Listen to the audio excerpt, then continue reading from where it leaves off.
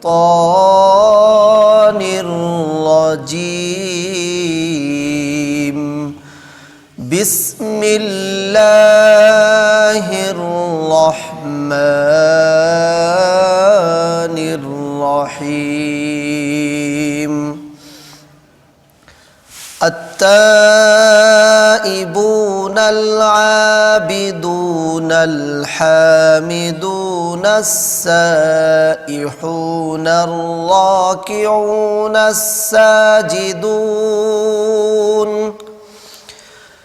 الساجدون الآمرون بالمعروف والناهون عن المنكر والحافظون لحدود الله وبشر المؤمنين صدق الله العظيم بسم الله الرحمن الرحيم إن الله وملائكته يصلون على النبي يا أيها الذين آمنوا صلوا عليه وسلموا تسليما اللهم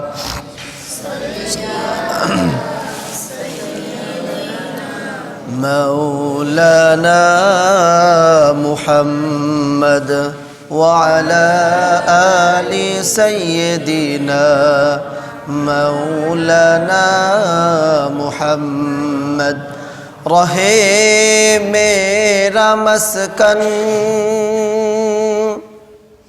हवाली काबा बने मेरा मदफन दियारे मदीना बलगल उला बिकमालिही कशफत दुजा बिजमालिही حسنت جميع خصاله صلوا عليه وآله سبحانك لا علم لنا إلا ما علمتنا إنك أنت العليم الحكيم ربي زدني علما ربي زدني علما ربي زدني علما ربي زدني علما صدق الله العظيم محترم মুসল্লি একরাম সকলে কেমন আছেন আমাদেরকে ভালো রেখেছেন কে আল্লাহ সকলে এই জন্য জোরে সোরে উচ্চ কণ্ঠে আওয়াজ দিয়ে একবার প্রশংসা করে সকলে বলি আলহামদুলিল্লাহ। লম্বা কথা নয়, যারা নিয়মিত জুমা পড়তেছেন, আমি কোরআনে কারিমের 11 নম্বর সূরা তাওবা, এই সূরা তাওবার 112 নম্বর আয়াত, এই আয়াত তাফসির করতেছিলাম ধারাবাহিকভাবে। আজকে ইনশাআল্লাহ 4th নাম্বার যে গুণ, অর্থাৎ সূরা তাওবার এই 111 নম্বর আয়াতের মধ্যে আল্লাহ জাল্লা শানুহু আমাদের জন্য, তার গোলামদের জন্য, মুমিন বান্দাদের জন্য 9টা গুণের কথা বলেছেন। সেই 9টা গুণ নিয়ে আপনাদের সামনে আমি আলোচনা করতেছিলাম। সেই 9টা গুণের মধ্যে 3টা গুণ আমি বলে ফেলেছি, বাকি আছে আর কয়টা? 6টা গুণ। এই 6টা গুণ আমি ধারাবাহিকভাবে আলোচনা করব। আল্লাহ জাল্লা শানুহু বলেন, কোন মুমিন বান্দা যদি এই 9টা গুণ নিজের মধ্যে ধারণ করতে পারে, অবাশশিরিল মুমিনিন, ওই মুমিন বান্দার জন্য আল্লাহ রাব্বুল আলামিন জান্নাতের ফয়সালা করে দিবেন। সুবহানাল্লাহ। 9টা গুণের 1 নম্বর গুণ ছিল আত-তাইবুন। মুমিন বান্দা তওবা করবে। কি করবে? যখন গুনাহ হয়ে যাবে, ভুল হয়ে যাবে, ত্রুটি হয়ে যাবে, কার সমীপে তওবা করবে? জোরে বলেন। আল্লাহর সমীপে, আল্লাহর কাছে তওবা করে নিবে। গভীর রজনীতে 2 চোখের পানি ছেড়ে দিয়ে বলবে, আল্লাহ আমি তো গুনাহ করে ফেলেছি, আল্লাহ আমাকে মাফ করে দেন। এটা কার গুণ? মুমিনের 1 নম্বর গুণ তওবা। 2 নম্বর গুণ হলো মুমিন ইবাদত করবে আল্লাহর, অন্য কারো সামনে এই সেজদা অবনত হবে না, অন্য কারো সামনে এই কপালকে নিচু করবে না। কোনো মাজার, কোনো পীর, কোনো নেতা কারো সামনে এই কপাল, মুমিনের এই কপালটা অনেক মূল্যবান, আলোচনা করেছি আমি। এরপরে আসেন 2 নম্বর গুণ। 3 নম্বর গুণ হলো মুমিন যখন প্রশংসা করবে, প্রশংসা করবে কার? আল্লাহর। সর্ব অবস্থায় প্রশংসা করবে কার? বেশি বেশি প্রশংসা করবে কার? লাভ হবে কার? তাহলে আমাদের। এখানে বিষয়টা বুঝাইছিলাম, নেতার প্রশংসা করে লাভ হয় নেতার, আর আল্লাহ প্রশংসা করলে লাভ হয় আপনার আমার। কারণ আমাদের আমল নামাকে গুনাহ দ্বারা, গুনাহগুলোকে মুছে নেকি দ্বারা ফিল আপ করে দেন কে? আল্লাহ রাব্বুল আলামিন। 4th নাম্বার গুণ, এই 4th নাম্বার গুণ হলো আস-সাইহুন। আস-সাইহুন, মুফাসসিরিন ইকরাম তাফসীরের মধ্যে আস-সাইহুনের 3টা ব্যাখ্যা করেছেন। কয়টা? আরো জোরে বলতে হবে, কয়টা? খুব ধ্যান খেয়ালের সাথে শুনতে হবে, কথাগুলো বুঝতে গেলে ধ্যান খেয়ালের সাথে শুনতে হবে। মুমিন বান্দার 4 নম্বর গুণ, এই 4 নম্বর গুণ হলো আস-সাইহুন। এর ব্যাখ্যা আসছে 3টা। 1 নম্বর হলো আস-সাফিরুন, মুমিন বান্দা যে হবে সারা বিশ্ব ট্যুর করবে, দেখবে এবং ঈমানকে বাড়াবে।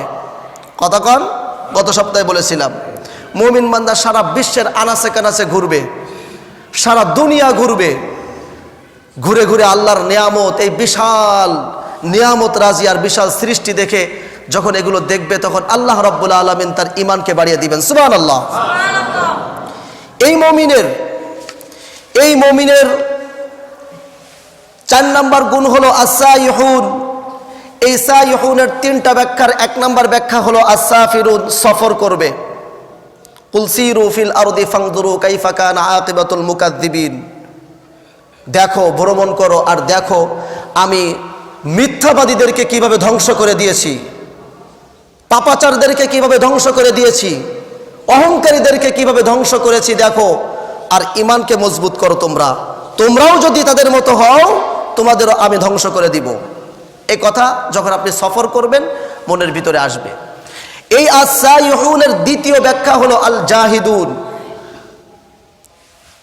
জিহাদ করবে মুমিন যারা হবে। কি করবে? জোরে বলতে হবে। ভয় লাগে? ভয় লাগে? এই জিহাদ, এটা শোনার সাথে সাথে প্রত্যেকটা মুসলমান আর গায়রে মুসলমান, মুসলিম হোক অমুসলিম হোক, জিহাদ শব্দ শুনলেই থমকে দাঁড়ায়, তাকায় থাকে তার বক্তার দিকে। কি বলল রে? জিহাদ শব্দের অর্থ আমরা ধরে নিয়েছি জিহাদ মানেই যুদ্ধ করা, জিহাদ মানেই কাটাকাটি, জিহাদ মানে মারামারি, জিহাদ মানে হত্যা, জিহাদ মানে রাহাজানি, জিহাদ মানে জঙ্গিবাদ, জিহাদ মানে সন্ত্রাস, জিহাদ মানে টেরোরিজম। এর সাথে জিহাদের কোনো সম্পর্ক নাই। এই বিষয়টা ভালো করে বুঝতে হবে। জিহাদ এক জিনিস, জঙ্গিবাদ আর এক জিনিস। জিহাদ এক জিনিস, সন্ত্রাস এক জিনিস। জিহাদ এক জিনিস, অন্য সমস্ত ধর্ম মন্ত্র মত পথ আলাদা। জিহাদ হলো আমাদের মুমিনের উপরে ফরজ। আল জিহাদু মাজিন ইলা ইয়াউমিল কিয়ামা। কোরআনে কারিমের অসংখ্য অগণিত আয়াতের মধ্যে আল্লাহ রাব্বুল আলামিন এই জিহাদের কথা বলেছেন। অসংখ্য অগণিত আয়াতের মধ্যে আমি হিসাব করে লাগায় গুনে গুনে প্রায় 100-র বেশি আয়াত পেয়েছি যে আল্লাহ রাব্বুল আলামিন জিহাদ সম্পর্কে কথা বলেছেন। যদি বলতে শুরু করি বলতে শেষ হবে না, এই আয়াতগুলো বলা শেষ হবে না। সূরা বাকারার 190, 195, 216, 218, 244, 246, 249, 251, সূরা আলী ইমরানের 13 নম্বর আয়াত, 111, 112, 128, 139, 147, এইভাবে সূরা নাস পর্যন্ত অসংখ্য অগণিত আয়াতের মধ্যে আল্লাহ রাব্বুল আলামিন এই জিহাদ নামক বিষয়টা মুমিনের জন্য ফরজ করে দিয়েছেন। সুবহানাল্লাহ। আপনি নামাজকে মানেন না? কতক্ষণ নামাজ আমাদের উপরে কি সুন্নাত মুস্তাহাব না নফল? কথা কন। রোজা আমাদের উপরে সুন্নাত না মুস্তাহাব? ফরজ। বোঝেন, ফরজ যদি আপনি ফরজ না পালন করেন, ফরজ হলো কতিউন নাস, কতিউস সুবুত। কথা বুঝতে হবে, এটা ফিকহি পরিভাষা।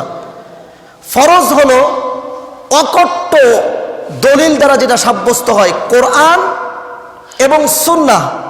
এই সুন্নাহর মধ্যে অর্থাৎ হাদিসের, যেটা হাদিসে খবরে মাশহুর, যেটা অর্থাৎ প্রত্যেক জামানায় এই হাদিসটা এমন বেশি সংখ্যক মানুষ এই হাদিসটা বর্ণনা করেছে, এই হাদিসটাকে মিথ্যা বলার আর কোনো সুযোগ নাই। এমন হাদিস দ্বারা যে হুকুমটা সাব্যস্ত হবে, সেই হুকুমটা হবে ফরজ কোরআনের আয়াত দ্বারা। এবং ওই রকম খবরে মাশহুর এমন সহি হাদিস যার মিথ্যাবাদী বলার কোনো অবকাশ নেই, এর মাধ্যমে যে হুকুমটা, বিধানটা সাব্যস্ত হবে তাকে বলা হয় ফরজ। এই ফরজ যদি না মানেন, কঠিন শাস্তির মধ্যে গ্রেফতার হতে হবে, কবিরা গুনাহ হবে, তওবা সালাহ মাফ হবে না। ফরজ যদি তরক করেন কি হবে? কবিরা গুনাহ, তওবা সালাহ মাফ হবে না। এবং কিয়ামতের মাঠে আপনাকে অবশ্যই জবাবদিহিতার কাঠগড়ায় দাঁড়াতে হবে। ফরজ, এই ফরজ যদি অস্বীকার করেন, আপনি যতই মুখে কালেমা আওড়ান আর কালেমায় লা ইলাহা ইল্লাল্লাহ বলেন, আপনি মুমিন থাকবেন না। কেউ যদি নামাজকে অস্বীকার করে, সকাল থেকে সন্ধ্যা পর্যন্ত লা ইলাহা ইল্লাল্লাহ মুহাম্মদ রাসূলুল্লাহ বলে, আর সাথে সাথে নামাজ অস্বীকার করে, ওয়াল্লাহি বলতেছি সে মুশরিক। কেউ যদি রোজা অস্বীকার করে, সকাল থেকে সন্ধ্যা পর্যন্ত লা ইলাহা ইল্লাল্লাহ, আরে দোস্ত, আমাদের ওয়া মুসলিমরা লা ইলাহা ইল্লাল্লাহ আপনার থেকেও সুন্দর করে পড়তে পারে। কথা কন। মুসলমান শুধু বললেই হবে না। কেউ যদি, এই জন্য তো আবু বকর রাদিয়াল্লাহু তাআলা আনহু ওনার খিলাফতের জামানায় একটা বিষয় সামনে আসলো। কি বিষয়? যে জাকাত দিতে অনেকে অস্বীকার করলো। জাকাত দিতে, কথা কন, জাকাত ফরজ এটার ব্যাপারে অস্বীকার করে নাই, বরং জাকাত দিতে অস্বীকার করলো। খলিফা তখন আবু বকর রাদিয়াল্লাহু তাআলা আনহু। আবু বকর রাদিয়াল্লাহু তাআলা আনহু বললেন, সাহাবা একরামের পরামর্শে বললেন, যারা উটের একটা রশি যেটা রসুলের জামানায় জাকাত দিয়েছিল, সেই রশিটাও যদি আবু বকরের জামানায় জাকাত না দেয়, আমি তাদের বিরুদ্ধে জিহাদের ঘোষণা করলাম। ওমর রাদিয়াল্লাহু তাআলা আনহু আবু বকরকে বলল, ভাই আবু বকর, জিহাদ তো হবে কাফেরদের বিরুদ্ধে, জিহাদ তো যুদ্ধ তো হবে কাফেরদের বিরুদ্ধে। যারা জাকাত দিতে অস্বীকার করতেছে, আপনি কি তাদেরকে কাফের বললেন? কথা কন, বিষয়টা কিন্তু কঠিন একটা বিষয়। জিহাদ হবে কাফেরদের বিরুদ্ধে, জাকাত দিতে যারা অস্বীকার করতেছে, আপনি তাদের বিরুদ্ধে যুদ্ধ করলেন, যুদ্ধের ঘোষণা। তার মানে কি? আবু বকর রাদিয়াল্লাহু তাআলা আনহু বললেন, যারা এই জাকাত দিতে অস্বীকার করেছে, আসলে তারা কেউ মুসলমান না, তাদের বিরুদ্ধে যুদ্ধ ঘোষণা হবে। যুদ্ধ করা হয়েছে, তাদের বিরুদ্ধে যুদ্ধ করা হয়েছে, জিহাদ করা হয়েছে। সুতরাং এই সমস্ত ঘটনা দ্বারা বোঝা যায় কতিউস সুবুত আর কতিউদ দালালাত, এর মাধ্যমে যে সমস্ত বিধান আমাদের উপরে আরোপিত হয়েছে, একটাও যদি কেউ অস্বীকার করে, একটাও যদি কেউ তুচ্ছ তাচ্ছিল্য করে, আমি বলতে পারি সে মুসলমান না, মুশরিক, হিন্দু। আর ওই মুসলমানের মধ্যে আর কোনো পার্থক্য নাই। এই জিহাদ, একটা নামাজ যেমন ফরজ, রোজা যেমন আপনার উপরে ফরজ, হজ যেমন আপনার উপরে ফরজ, জাকাত যেমন আপনার উপরে ফরজ, এগুলো কেউ যদি অস্বীকার করে, আপনি তাকে কি ফতোয়া দেন? আপনি সাধারণ মুসলমানই, তাকে কি বলেন? কাফের বলেন না? কেউ যদি বলে আমি হজ মানি না, আপনি তাকে কি বলবেন? মিয়া তুই তো কাফের হয়ে গেছিস। কথা কন। আপনি যদি কেউ একজন এসে ওইখানে যদি বলে ভাই আমি নামাজ মাঝে মানি না, এ নামাজ টামাজ নেই ইসলামে কোনো, আপনি তাকে কি ফতোয়া দিবেন? কাফের। কারণ কোরআনের ৮২টা আয়াতে নামাজের হুকুম করেছেন কে? জোরে বলতে হবে। জাকাতের সাথে সাথে প্রায় ৩০টা আয়াতের মধ্যে নামাজে, ওয়াকিমুস সালাত ওয়া আতুজ যাকাত, ৩০টা আয়াতের মধ্যে আল্লাহ রাব্বুল আলামিন নামাজের সাথে সাথে জাকাতকে হুকুম দিয়েছেন। এর কারণে আমরা বলি জাকাত ফরজ। সুতরাং কেউ যদি জাকাত অস্বীকার করে, সে ওই ৩০টা আয়াতকে অস্বীকার করলো। কোরআনের একটা আয়াতকার একটা নুকতাও অস্বীকার করলে মুসলমানদের খাতায় আপনার নাম থাকবে না। আরে দোস্ত, নামাজ আর রোজা যেমন বুঝেছেন, নামাজ আর জাকাত যেমন বুঝলেন, নামাজ আর হজ যেমন বুঝলেন, এই জিহাদ 100টারও বেশি আয়াতের মধ্যে আল্লাহ রাব্বুল আলামিন এই জিহাদকে ফরজ করেছেন। 100টা বেশি। সূরা আনফাল পড়ে দেখেন, সবগুলো আয়াতই জিহাদের। সূরা আনফাল, সূরা তাওবা পড়ে দেখেন, অধিকাংশ আয়াতই জিহাদের। কোরআন কারীম তেলাওয়াত করেন না, কোরআনে কারীম পড়তে শুরু করেন। এইবার বুঝতে হবে জিহাদ এক জিনিস আর জঙ্গিবাদ, সন্ত্রাসবাদ এইগুলো ভিন্ন জিনিস। জিহাদ এক জিনিস আর এইগুলো ভিন্ন জিনিস। জিহাদ ইসলামে করেছে ফরজ, আর জঙ্গিবাদ ইসলামে করেছে হারাম। আমরা জঙ্গিবাদের বিরুদ্ধে আর জিহাদের পক্ষে। কথা কন। জিহাদ কি জিনিস? আর যুদ্ধ। জিহাদ যুদ্ধ না, যুদ্ধ এর আরবি শব্দ হলো হারব, কিতাল। এটা হলো যুদ্ধ। জিহাদ এটা যুদ্ধ নয়। কেন? কারণ যুদ্ধের আরবি শব্দ হলো হারবুন, কিতালুন, এটার অর্থ হলো যুদ্ধ। আর জিহাদ এটা জুহদুন থেকে চেষ্টা, প্রচেষ্টা। জিহাদের শাব্দিক অর্থ হলো যে কোনো উদ্দেশ্যকে সফলতায়, চূড়ান্ত সফলতা পর্যন্ত পৌঁছানোর জন্য, কোনো উদ্দেশ্যকে চূড়ান্ত সফলতায় পৌঁছানোর জন্য যে প্রাণান্তকর চেষ্টা করা হয় তার নামই হলো জিহাদ। কথা কন। জিহাদ কোনো উদ্দেশ্যকে সফলতায়, চূড়ান্ত সফলতায় পৌঁছানোর জন্য যে প্রাণান্তকর চেষ্টা করা হয় ওই চেষ্টা হলো জিহাদ। এটা একটা ব্যাপক জিনিস। যে লেখক সে লেখনীর মাধ্যমে জিহাদ করবে, সে লিখবে ইসলামের পক্ষে। ইসলামের পক্ষে লিখলো সে জিহাদ, মুজাহিদ। ইসলামের বিপক্ষে লিখলো সে মুশরিক। কথা কন। যে বক্তা সে ইসলামের পক্ষে কথা বলল সে মুজাহিদ, সে জিহাদ করলো। যে এমপি ইসলামের পক্ষে কাজ করলো সেও একজন মুজাহিদ। যে মন্ত্রী ইসলামের পক্ষে কাজ করলো সেও একজন মুজাহিদ। কথা কর। যে চেয়ারম্যান ইসলামের পক্ষে কাজ করলো সেও মুজাহিদ। যে মেম্বার ইসলামের পক্ষে কাজ করলো সেও মুজাহিদ। ইসলামী জিহাদ হলো ব্যাপক একটা উদ্দেশ্য, যে আল্লাহর বিধান এই জমিনে কায়েম করার জন্য, জুলুম নির্যাতনকে এই জমিন থেকে মিটিয়ে দেওয়ার জন্য যে প্রাণান্তকর চেষ্টা করা হয় সেটাকেই জিহাদ বলা হয়। এটার চূড়ান্ত রূপ হলো যুদ্ধ। এটাকে যখন সশস্ত্রের মাধ্যমে যখন এই রূপটা আসে, ওই সশস্ত্রকে মোকাবেলায়, সশস্ত্র দিয়ে মোকাবেলা করার নামই হলো জিহাদ। এটা হলো জিহাদের চূড়ান্ত রূপ। কথা বোঝেন নাই? আপনি একটা অন্যায় দেখলেন, অন্যায়কে প্রতিহত করলেন মুখ দ্বারা, আপনি মুজাহিদ। আপনি লেখনী দ্বারা এটাকে প্রতিহত করলেন, আপনি মুজাহিদ। আপনি হাত দ্বারা প্রতিহত করলেন, আপনি মুজাহিদ। আপনি জিহাদের মধ্যে, আপনি মুজাহিদ, জিহাদের মধ্যে আছেন।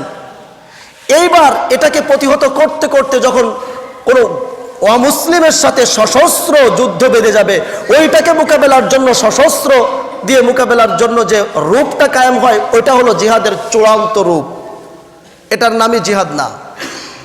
এই জন্যই তো জিহাদের অনেক নিয়ম কানুন আছে। এই জিহাদ নামক যুদ্ধের অনেক নিয়ম কানুন আছে। রাসূল বলেছেন তোমরা জিহাদ করবে, কোনো গাছ কাটবে না, কোনো ফলদার গাছ কাটবে না, এরপরে কোনো নারীকে হত্যা করবে না, এরপরে কোনো শিশু বাচ্চাকে হত্যা করবে না, এরপরে কোনো মুরব্বী যারা বয়স বেশি, যারা জিহাদ করতে পারে না, যুদ্ধ করতে পারে না, তাদেরকে হত্যা করা যাবে না। যারা তোমাদের সাথে যুদ্ধে অবতীর্ণ হবে ওই সমস্ত মানুষের সাথে কেবল যুদ্ধ করতে পারবে। এটা যুদ্ধের কোনো নিয়ম নীতি না, এটা জিহাদের নিয়ম নীতি। কোনো যুদ্ধে এইরকম নিয়ম নীতি মেনে যুদ্ধ করা হয় না। ইসলামে এই যে জিহাদ আর জঙ্গিবাদকে একসাথে মিলানো হয়েছে। দেখেন একটা বিষয়, আমি আস্তে আস্তে সামনে যাব বিষয়গুলো। এই যে জিহাদ বললেই বা জঙ্গিবাদ, আমাদেরকে বিভিন্ন জায়গা থেকে জঙ্গিবাদ যে লকবটা লাগানো হচ্ছে, জঙ্গিবাদ, আমরা জঙ্গিবাদ, জঙ্গি, এটা কি জিনিস? এটা হলো এই আমেরিকার তৈরি, সব কিছুই হলো আমেরিকার তৈরি। খেয়াল করেন, যখন রাশিয়া যখন আফগানিস্তানের উপরে হামলা করলো, তখন আফগানিস্তানের কি দায়িত্ব? এই হামলা থেকে বাঁচার দায়িত্বটা তার নিজের দেশকে। কতক্ষণ কমিউনিস্ট যখন এই আফগানিস্তানের উপরে হামলা করলো, যখন আফগানিস্তান থেকে বাঁচার জন্য ওই আফগানিস্তানরা এই রাশিয়ার হাত থেকে বাঁচার জন্য, সোভিয়েত ইউনিয়নের থেকে বাঁচার জন্য অস্ত্র হাতে তুলে নিল, তখনই তারা জঙ্গি। কতক্ষণ? এরপরে আমেরিকা আসলো। আমেরিকা যখন আঘাত করলো আফগানিস্তানে, এই আমেরিকা আঘাত করার পর এই আমেরিকার এই সৈন্যবাহিনী থেকে বাঁচার জন্য এই আফগানিস্তানের যে মানুষগুলো এটা অস্ত্র হাতে তুলে নিল, ওর পরে তাদের নাম দেওয়া হলো জঙ্গি। কতক্ষণ? যদি এই প্রেক্ষাপট ধরি আমরা, তাহলে তো আমাদের দেশে কোনো মুক্তিযোদ্ধাই নেই। যদি বিষয়টা এভাবেই ধরি যে নিজের দেশকে অন্যায় অত্যাচারের বিরুদ্ধে রুখে দাঁড়ানোর জন্য যদি আমরা অস্ত্র হাতে তুলে নেই, এটাকেই যদি আপনারা জঙ্গি বলেন, আমি বলবো আমাদের দেশে কোনো মুক্তিযোদ্ধা নেই, সব জঙ্গি। প্রেক্ষাপট আসেন, তখন কি ক্ষমতায় আমরা ছিলাম? যখন জুলুম নির্যাতন আমাদের উপরে আসতে শুরু করলো, এই জুলুম নির্যাতন থেকে বাঁচার জন্য আমরা তো হাতে অস্ত্র তুলে নিলাম। কতক্ষণ? এরপরেই তো আমাদেরকে মুক্তিযোদ্ধা বলা হয়, জঙ্গি বলা হয় না। সুতরাং আজকে যাদেরকে জঙ্গি নাম দিচ্ছে, এটা মূলত লকব লাগাচ্ছে মানুষের সামনে হলুদ মিডিয়াগুলো, বিভিন্ন ধরনের ইহুদি খ্রিস্টানের মিডিয়াগুলো এদেরকে জঙ্গি বলে বলে ছাড়তেছে। এই তালেবান, আল কায়দা, এগুলো আমাদের কোনো তৈরি কোনো জিনিস না। কতক্ষণ? এই জর্জ ডব্লিউ বুশ তৈরি করেছে কি? হ্যাঁ, আল কায়দা।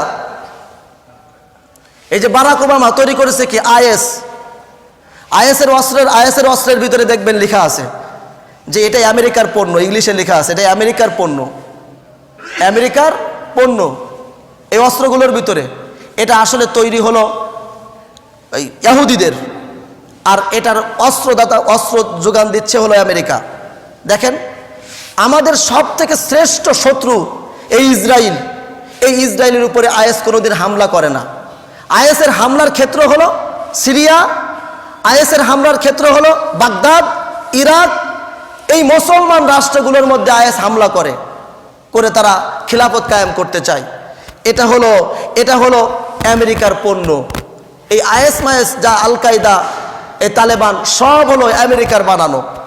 এগুলো আমাদের কোনো না। আমরা বিশ্বাস করি রসুলের জিহাদের উপরে। এই জিহাদ এক জিনিস, আর সন্ত্রাসবাদ আর এক জিনিস। আরেকটা যে উদাহরণ দিলে বুঝতে পারবেন। জিহাদ এটা হলো ডাক্তারি, আর সন্ত্রাসবাদ অর্থাৎ জঙ্গি এটা হলো আপনার ডাকাত। দুটা জিনিস বোঝেন। আপনার পেটে ব্যথা হয়েছে, এই পেটে ব্যথা নিয়ে রাত্রে আপনি মেডিকেলে যাচ্ছেন, গুলিস্তানের মোড়ে দাঁড়ালেন, রাত 2টা-3টার পরে আমাদের সোনার কিছু ছেলে আছে না, রাত্রে বের হয়ে ছুরি দিয়ে বুক এই পেট ফেলে দিয়ে বললো যা আছে সব কিছু দে। পকেটে 1 লাখ টাকা পাইলো, নিয়ে গেল। 1 লাখ টাকা পেলো, নিয়ে গেল। এরপরে এই পকেটের এই ভুঁড়ি ধরে আপনি কোনো রকম মেডিকেলে যেয়ে পৌঁছালেন। মেডিকেলের মধ্যে মেডিকেলওয়ালা সব কিছু অপারেশন করে, সব কিছু করে, আমাদের আবার ডাক্তাররা দেখেন, আমাদের বিশ্বের শ্রেষ্ঠ ডাক্তার আছে কিছু, যারা অপারেশন করার পর ওই ভিতরে অনেক সময় গজ, অনেক সময় কাঁচি টাচি, অনেক সময় অনেক কিছু ছুরি টুরি রেখেই সেলাই করে দেয়। আছে না এরকম? আছে। আমাদের বাংলাদেশে এরা হলো পৃথিবীর শ্রেষ্ঠ ডাক্তার। এই কিছুদিন আগে একটা খবর শুনলাম। খবরটা কি হলো যে একজনের কলিজার মধ্যে তেলাপোকা ঢুকেছে, কলিজার মধ্যে। সে সিঙ্গাপুর যে পরীক্ষা করলো, সিঙ্গাপুরের ডাক্তার দেখে রিপোর্ট দেখে, তাদের রিপোর্ট দেখে বললো যে আপনাদের ডাক্তারদের মাথার চিকিৎসা করানো দরকার, ব্রেনের চিকিৎসা করানো দরকার। কেন? ওই কলিজার মধ্যে তেলাপোকা ঢুকবে কিভাবে? যে যন্ত্র দিয়ে এটার মানে পরীক্ষা করা হয়েছে, সেই যন্ত্রের মধ্যে তেলাপোকা ঢুকছে। কথা কর। তো এইরকম একটা কাজ হয়েছে, পেটের মধ্যে ছুরি মেরেছে, সেই ছুরি আবার ডাক্তারের কাছে সেলাই করতে গিয়ে ভিতরে গজ রেখে দিয়েছে। 1 বছর পর এটা ফুলে ফেঁপে একটা বড় আকারের টিউমার ধারণ করেছে। এই টিউমার থেকে বাঁচার জন্য, এখন তো রোগীর অবস্থা খুব খারাপ, টিউমার থেকে বাঁচার জন্য বড় ডাক্তারের কাছে গেছে। বড় ডাক্তার বলল যে ভিতরে তো অবস্থা খারাপ, সুতরাং এটাকে অপারেশন করতে হবে।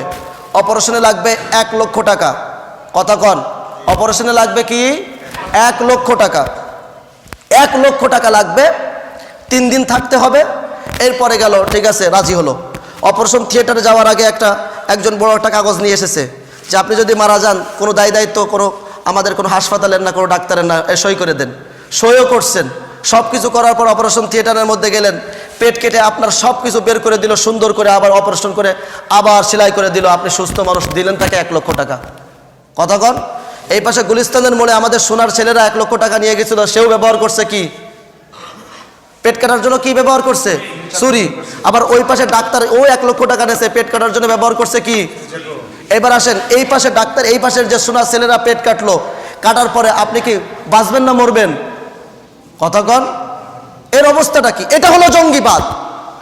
আর ওই পাশে ডাক্তার ও ব্যবহার করছে ছুরি, তবে আপনাকে বাঁচানোর জন্য ছুরি ব্যবহার করছে, আপনাকে বাঁচানোর জন্য। এটা হলো জিহাদ। এই জিহাদ যতদিন থাকবে ততদিন এই দেশে, এই পৃথিবীতে কোনো অন্যায় অবিচার থাকবে না, কোনো জুলুম নির্যাতন থাকবে না। আর আজকে পৃথিবীর দিকে তাকালে দেখা যায় একেবারে পৃথিবীর মাসরিক থেকে মাগরিব পর্যন্ত কোনো জাতি নির্যাতিত না, কেবলমাত্র মুসলিম জাতি নির্যাতিত। কথা কন। কি সিরিয়া, কি ফিলিস্তিন, কি আরাকান, এই যে আরাকানের মানুষরা কি নির্যাতিত। এখন যদি আরাকানের মানুষরা অস্ত্র হাতে তুলে নেয়, সমস্ত হলুদ সাংবাদিক, এই মিডিয়াগুলো, জাতিসংঘ সব এদেরকে টেরোরিজম, এদেরকে জঙ্গিবাদ বলবে। কথা কন। অথচ তাদের অবস্থা কি আজকে? নিজের জায়গা, দেশ, নিজের মাতৃভূমি, যেখানে তাদের জন্ম, যেখানে তাদের বাপ দাদা 14 পুরুষের জন্ম, সেইখানে থাকতে পারলো না। সেইখানের জন্য সংগ্রাম যদি করে, তখন তাদেরকে নাম দিচ্ছেন জঙ্গি। কথা কন। এটাই হলো কাহিনী। এ সব এই যে ভারত, এই যে আমেরিকা, রাশিয়া, এদের কারসাজি, এ সব এদের কারসাজি। দেখেন, অনেকেই বলে যে ইসলাম শুধুমাত্র কেবলমাত্র জঙ্গিকে, এই জিহাদকে, ইসলামের মধ্যেই কেবল যুদ্ধকে ফরজ করে রাখা হয়েছে। আপনি রামায়ণ পড়েছেন, মহাভারত পড়েছেন? পড়ে দেখেন হিন্দুদের কিতাব, সব যুদ্ধ হিন্দুদের কিতাব পড়ে দেখেন। জানেন না কিছু না, মূর্খ, গণ্ড মূর্খ আপনি কথা বলতে আসেন, জানেন না কিছু না। এরপরে এই বাইবেল পড়েছেন? এ সব কিছু পাওয়া যাবে কোথায়? ইসলামের নামে জঙ্গিবাদ। ডক্টর আব্দুল্লাহ জাহাঙ্গীর সাহেব লিখেছেন রহিমাহুল্লাহ তাআলা, ওই কিতাবটা পড়েন, ইসলামের নামে জঙ্গিবাদ, আমার কাছে আছে। এর ভিতরে সব কিছু পাবেন। বাইবেলের কোথায়, বেদের কোথায় লেখা আছে, এরপরে মহাভারত আর রামায়ণ, এগুলোর কোথায়? যুদ্ধের, পুরোটাই যুদ্ধ। খালি ইসলামে খালি জঙ্গি। আমি তো কি বলেছি যে ইসলামে জিহাদ মানে যুদ্ধ না, জিহাদ মানে যুদ্ধ না। রাসূল সাল্লাল্লাহু আলাইহি ওয়াসাল্লাম নিজে সেনাপতি হয়ে প্রায় 27টা মতো যুদ্ধ করেছেন, নিজে সেনাপতি হয়ে। আসেন বদরের যুদ্ধ, বদরের জিহাদ। এই বদরের যুদ্ধকে রাসূল অন্য জায়গায় করতে গেছেন? মক্কায় করতে গেছেন? যারা জানেন, মক্কায় রাসূল করতে যান নাই, বরঞ্চ তারা মুসলমানকে ধ্বংসের জন্য তারা সমস্ত দলবল নিয়ে আসছে তাদেরকে ধ্বংসের জন্য, এই ধ্বংসকে প্রতিহত করছে। এটার নামই নাকি জঙ্গি। আপনাকে কেউ মারতে আসলো, আপনি বাঁচালেন, দোষ হলো আপনার, আপনি কেন আটকালেন? আপনার ঘর বাড়ি ডাকাতে নিয়ে, চুরি করে নিয়ে যাচ্ছে, ডাকাতি করে নিয়ে যাচ্ছে, আপনি বাঁচালেন, আপনি থামালেন, আপনি হলেন জঙ্গি, আর ও হলো ভালো মানুষ। এটাই হলো জাতিসংঘ। কতক্ষণ? এই জাতিসংঘ তৈরি হয়েছে মুসলমান মারার জন্য। আর জাতিসংঘ জানে যে জিহাদ যদি থাকে তাহলে আমাদের কোনো কর্তৃত্ব থাকবে না। ইনশাআল্লাহ সামনেও আপনাদের কোনো কর্তৃত্ব থাকবে না। ইমাম মাহদী আলাইহিস সালাম আসতেছেন, এরা আপনার কোনো কর্তৃত্ব থাকবে না। ইনশাআল্লাহ আমরাই রাজত্ব করব এদেশে, এই পৃথিবীতে আমরাই রাজত্ব করব। অপেক্ষা হন, অপেক্ষা করুন। কথা কন। আমরা রাজত্ব করব। এই জিহাদ আর জঙ্গি এক জিনিস নয়, এটা বোঝানোর জন্য আজকে আমি আমার আজকে সূরা তাওবার 112 নম্বর আয়াত আমি তাফসীর করতেছিলাম। সেখানে চতুর্থ গুণ লিখেছে আসাইহুন। এই সাইহুনের তিনটা ব্যাখ্যা আছে। এক নম্বর হলো সাফিরুন, দ্বিতীয় নাম্বার মুমিনের গুণ হলো আল জাহিদুন, তারা জিহাদ করবে। মুমিন যারা হবে তারা জিহাদে বিশ্বাসী হবে। আর এই জিহাদকে যদি কেউ অস্বীকার করে সে মুমিন থাকবে না, সে মুশরিক, সে মুমিন থাকবে না। তার ভিতরে হিন্দু আর তার ভিতরে কোনো পার্থক্য নেই, বৌদ্ধ আর তার ভিতরে কোনো পার্থক্য নেই যদি এই জিহাদকে কেউ অস্বীকার করে। অসংখ্য গণিত আয়াতের মধ্যে জিহাদকে ফরজ করা হয়েছে। জিহাদ এক জিনিস, জঙ্গিবাদ আর এক জিনিস। জঙ্গিবাদ ইসলামে হারাম, জিহাদ ইসলামে ফরজ। জঙ্গি ছিল আবু জেহেল, আর মুজাহিদ ছিলেন বিশ্বনবী জনাবে মুহাম্মদ রাসূলুল্লাহ সাল্লাল্লাহু আলাইহি ওয়াসাল্লাম। কেন?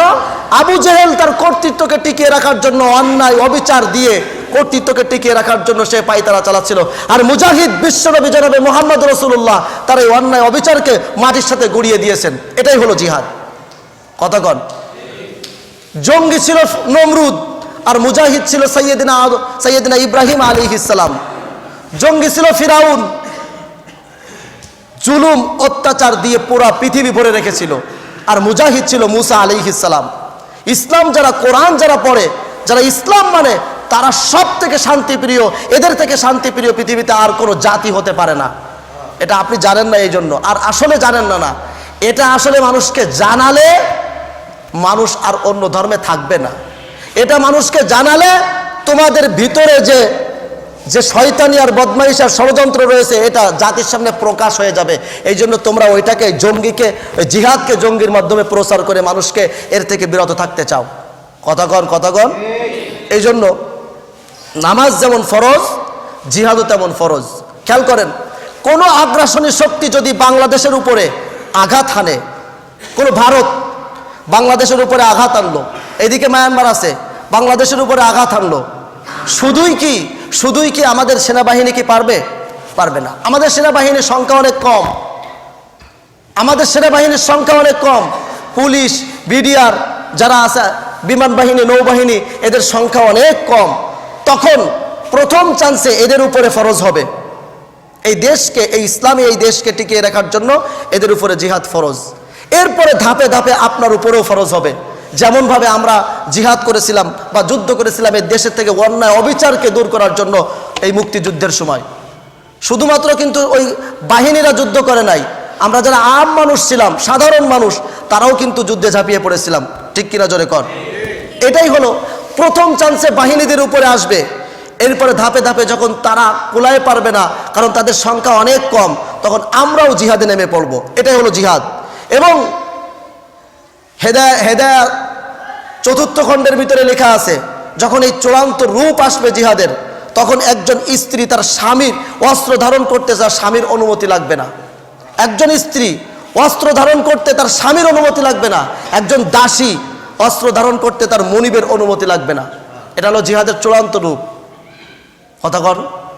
যদি আজকে জিহাদ না থাকতো, আজকে যদি জিহাদ থাকতো সিরিয়ার মানুষগুলো মার খেত না। আজকে যদি জিহাদ থাকতো, আরাকানের মানুষগুলো এইভাবে পশুর মতো হত্যা হতো না।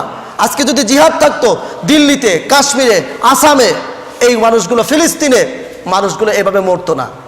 আজকে যদি জিহাদ থাকতো, এই ইরাকে এক একটা নাম দিয়ে লক্ষ কোটি মুসলমান মেরে ফেলতেছে, এক একটা নাম দিয়ে। এই জাতিসংঘ এক একটা নাম দিয়ে লক্ষ কোটি মুসলমান দুনিয়া থেকে নিঃশেষ করে দিচ্ছে। এই একটা মাত্রই কারণ, মুসলমানদের মধ্যে সর্বপ্রথম যুবক ছেলের মধ্যে তারা একটাই কাজ করেছে, সেটা হলো জিহাদ নামক জিনিসটা অন্তর থেকে মুছে ফেলছে। এই কাজে তারা সফল। জিহাদ নামক জিনিসটাকে অন্তর থেকে, যুবকদের অন্তর থেকে মুছে ফেলেছে। এই জিহাদ নামক জিনিসটাকে জঙ্গির রূপ দিয়ে অন্তরের মধ্যে ঢুকায় দিয়েছে। এর কারণেই আজকে সমস্ত জায়গায় মুসলমান মারি খাচ্ছে, সমস্ত জায়গায়। যতদিন পর্যন্ত খিলাফত ছিল, যতদিন পর্যন্ত জিহাদ অন্তরের মধ্যে ছিল, পুরা পৃথিবীর কেউ কথা বলতে পারে নাই মুসলমানের সামনে। ইতিহাস খুলে দেখেন, কেউ কথা বলতে পারে নাই, কোনো পরাশক্তি। আর আজকে আমেরিকা কি শক্তিশালী, রোম, পারস্য সব তছনছ হয়ে গেছে যতদিন জিহাদ ছিল। জিহাদ কি করেন? জিহাদ অন্যের উপরে আঘাত করা না, জিহাদ ইনসাফ প্রতিষ্ঠা করা, জিহাদ ন্যায় প্রতিষ্ঠা করা। যারা এই ইনসাফ আর ন্যায়কে খণ্ড করতে চায়, এদের বিরুদ্ধে সশস্ত্র অভিযান পরিচালনা করার নামই হলো জিহাদ। জিহাদ কারোর উপরে আঘাত করার জন্য না। পৃথিবীতে, ইতিহাসে কোরআনের অসংখ্য অগণিত আয়াতের মধ্যে লা ইকরাহা ফিদ্দীন ক্বাদ তাবায়্যানা রুশদু মিনাল গায়, কোন ধর্মের মধ্যে কোনো বাড়াবাড়ি নাই। পৃথিবীর ইতিহাসে জিহাদের মাধ্যমে জোর করে ইসলাম কোনো গ্রহণ করা হয়েছে এমন ইতিহাস পৃথিবীর কেউ দেখাতে পারবে না। বরং অন্য ধর্মের লোকেরা বিভিন্ন জায়গায় গিয়ে তারা এই জোর করে তাদের ধর্মকে চাপায় দিয়েছে। কিন্তু জিহাদের মাধ্যমে অন্য ধর্মের উপরে জোর করে ধর্ম চাপায় দিয়েছে এমন কোনো ইতিহাস আমাদের ইসলামী ইতিহাসের মধ্যে নেই। আপনি পড়ে দেখেন, জিহাদ লাকুম দীনুকুম ওয়ালিয়া দীন, তবে ইনসাফ করতে হবে, তবে চলবে হলো হুকুমত চলবে আল্লাহর হুকুম দিয়ে। আপনি আপনার ধর্ম পালন করেন, তবে হুকুম চলবে আল্লাহর উপরে। এটাই হলো জিহাদের মূলনীতি। কথাগণ। আপনি হিন্দু ধর্ম পূজা করেন, সমস্যা নেই, তবে এই দুনিয়াতে বেঁচে থাকতে গেলে আল্লাহর বিধান মেনে চলতে হবে। কথাগণ। আল্লাহর বিধান বলতে এই ইসলামী রাষ্ট্রে যে বিধান আছে সেগুলো মেনে চলতে হবে। যদি এই দেশে থাকতে হয়, এই ইসলামিক রাষ্ট্রে যদি থাকতে হয়, আপনি জিজিয়া দিয়ে থাকবেন, আপনার সমস্ত দায় দায়িত্ব ইসলামের, সমস্ত দায় দায়িত্ব এই মুসলিম রাষ্ট্রের প্রধানের। এই যতদিন পর্যন্ত জিহাদ ছিল অতদিন পর্যন্ত কেউ কোনো কথা বলতে পারে নাই। আপনারা বলতেছেন, ভাবতেছেন যে আমরা নিরাপদ না, আপনারাও নিরাপদ না। যদি জিহাদকে এখনো পর্যন্ত অন্তরের ভিতরে লালন না করেন, তাহলেও কিছুদিন পরে আপনাদের উপরে এই আযাব আসবে, যে আযাব আরাকানের উপরে আসছে। আপনাদের উপরে আযাব আপনি বলেন তো, আরাকানের কোনো মানুষ মায়ানমারে যুদ্ধ করতে গেছে? কথা কন। এই যে কাশ্মীরের কোনো মানুষ ভারতের উপরে যুদ্ধ করতে আসছে? না। ফিলিস্তিনের কোনো মানুষ অন্য জায়গায় যুদ্ধ করতে যায় নাই, বরং এই যে আপনার জাতিসংঘ অন্য জায়গা থেকে ইহুদিদেরকে ধরে আনে এর মধ্যে ঢুকাইছে। কেন? এটা তসনস, মুসলমানদেরকে তসনস করার জন্য।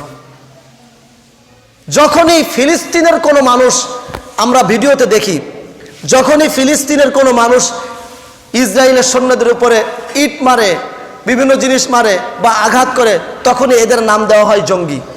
আবার যখনই ইসরায়েলের কোনো সেনা এই সাধারণ অযোদ্ধা মানুষগুলোর উপরে আক্রমণ চালায়, তখন তাদেরকে নাম দেওয়া হয় স্বাধীনতাকামী। কথা কন। এটাই হলো বাস্তবতা। এটা সব হলুদ মিডিয়া সর্বপ্রথম এই কাজটা করেছে, জঙ্গি নামের জিনিসটা অন্তরের মধ্যে ঢুকাই দিয়ে। শুধু আপনারা সাধারণ মানুষ না, মাদ্রাসার উপরে বহুত আক্রমণ হয়েছে এই জঙ্গি নাম দিয়ে, অনেক মাদ্রাসাকে বন্ধ করে দেওয়া হয়েছে। এটা হলো আমাদের দেশেও কিছু এই জাতিসংঘের কিছু দালাল, এই ইংরেজদের পাঁচটা দালাল আমাদেরও কিছু দেশের মধ্যে আছে না নাই? আছে না নাই? আছে। এরাও জানে যদি ইসলাম প্রতিষ্ঠা হয় আমাদের সব কিছু শেষ হয়ে যাবে। আমরা যে নারীবাজি করতেছি, আমরা যে এই যে সন্ত্রাসবাজি করতেছি, আমরা যে লুটে পুটে খাচ্ছি, এগুলো সব ধ্বংস হয়ে যাবে যদি ইসলাম জেগে যায়। ইনসাফ যদি প্রতিষ্ঠা হয় আমাদের সবগুলোর ফাঁসির কাছে ঝুলিয়ে দেওয়া হবে। এই জন্য তারা কখনো চায় না, কখনোই চায় না যে জাতি সঠিকটা জানুক। এই জিহাদের নাম জঙ্গি নামা বাদ, জিহাদকে জঙ্গি বানায় অন্তরের মধ্যে মানুষকে ঢুকাই দিচ্ছে। কথা কন। এরপরে আসেন আর একটা বিষয়, ইসলামের কথা বললে জঙ্গি। এখন তো আমি দেখতেছি ইসলামের কথা বললে মৌলবাদ যে হবে না সেই মুসলমান না। কথা কন। মৌলবাদ যে হবে না সেই মুসলমান না। মৌলবাদ কি জিনিস? মূল নীতি নিয়ে যারা অন্তরের ভিতরে মূল জিনিসটা ধারণ করে, ইসলাম হলো মূল। এই মূল জিনিস ধারণ করলে আপনি মৌলবাদ। আপনি যদি মৌলবাদ না হন আপনি মুসলিম না। মৌলবাদ বলে গালি দিচ্ছে। সেদিন দেখলাম একজন এসপি কুষ্টিয়ার বিভিন্ন কথা বলতেছে মাদ্রাসার বিরুদ্ধে। প্রত্যেকটা কথার দলিল আমার কাছে, জবাব আমার কাছে আছে, দলিল সহকারে জবাব। আজকে পুলিশ বাহিনী, এই পুলিশ বাহিনীর মতো সন্ত্রাস আমাদের দেশে আর একটাও নেই। এটা বলতে পারে না মানুষ। আসো অস্ত্র ছেলে আসো না সামনে, সাধারণ মানুষ তোমাদেরকে পায়ের নিচে পাড়ায় মেরে ফেলবে তোমাদেরকে। যে নির্যাতিত সাধারণ মানুষ পুলিশ জাতির দ্বারা, পুলিশ জাতির দ্বারা যে নির্যাতিত সাধারণ মানুষ, অন্য কোন নেতা নেত্রীর দ্বারাও কোন মানুষের কোন দলের সংগঠনের দ্বারা এত নির্যাতিত হয় নাই। মানুষের পকেটে গাঞ্জা ধরাই দিয়ে তাদের কাছ থেকে লক্ষ লক্ষ টাকা হাতায় নিচ্ছ। লজ্জা করা উচিত। তোমরা হলে সেবক, আমাদের সেবক। তোমরা কোনো মানুষের বিরুদ্ধে কথা বলতে পারো না। কথা বলবে কারা? কথা বলবে যারা নেতা নেত্রী আছে, তারা কথা বললে মানা যায়, কিন্তু পুলিশ কথা বললে মানা যায় না। এরা আমাদের সেবক, এরা কথা বলার অধিকার রাখে না। কথা বুঝতে হবে। আর একটা উদাহরণ দিল যে মসজিদ মাদ্রাসায় আমরা দান করে কি তৈরি করতেছি। বাবা রে বাবা, মসজিদ মাদ্রাসায় কেউ জোর করে টাকা নিয়েছে? কন, আপনার কাছ থেকে কেউ জোর করে টাকা নিয়েছে? হ্যাঁ, জোর করে টাকা নিয়েছে? মসজিদ মাদ্রাসা কয়টা সরকারি? কয়টা সরকারি? আরে কথা কন। কওমি মাদ্রাসা কয়টা সরকারি? কয়টা সরকারি? তোমরা এক একটা স্কুল, এক একটা কলেজ চালাইতে হিমশিম খেয়ে যাও। একটা কলেজ, একটা স্কুল চালাইতে তোমরা হিমশিম খেয়ে যাও। আর আমরা প্রায় 20,000 30,000 মাদ্রাসা আছে বাংলাদেশে, ছোট বড় মিলায়ে। এই মাদ্রাসার একটাও টাকার অভাবে বন্ধ হয়ে গেছে এমন আছে নাকি? না, এটা চালাচ্ছে আল্লাহ। আর এইবার আসেন, তোমরা যে বলো জনগণের টাকা নিয়ে আমরা চলি, তোমরা কার টাকা নিয়ে? তোমাদের বাপের টাকা। আমি হুজুর কাপড় কিনি, সেই কাপড়ের ট্যাক্স দিয়ে তোমরা চলো। আমরা জনগণ চাউল কিনে, চাউলের ট্যাক্স দিয়ে তোমরা চলো। কথা বলো আবার বড় বড়, লজ্জা থাকা দরকার তোমাদের। এ তোমাদের সব কথা জাতি জানে, এবং এর বিচার ইনশাআল্লাহ এই বাংলার জমিনে হবে ইনশাআল্লাহ। এটা আল্লাহ করবে, আমি করব না, আল্লাহ বিচার করবে। কোন সন্ত্রাসের কোন জুলুম যারা করেছে, এই জুলুমের পরিণতি ভালো হয় নাই, ইতিহাস সাক্ষী। যারাই জুলুম করেছে এর পরিণতি ভালো হয় নাই। সুতরাং আলেম ওলামাদের বিরুদ্ধে যাবেন না, আলেম ওলামাদের বিরুদ্ধে যাবেন না। যারা আজকে কথা বলতেছে, মামুনুল হক উনি একজন মুজাহিদ, ইসলামের পক্ষে বক্তৃতার মাধ্যমে কথা বলতেছে। এটা প্রথমে বলেছি আমি, জিহাদ একটা বিশাল জিনিস, ব্যাপক জিনিস। লেখনের মাধ্যমে যদি ইসলামের পক্ষে লেখেন, আপনি মুজাহিদ। আপনি যদি কথা বলেন, ইসলামের কথা বলেন, অন্যায়ের বিরুদ্ধে কথা বলেন, আপনি মুজাহিদ।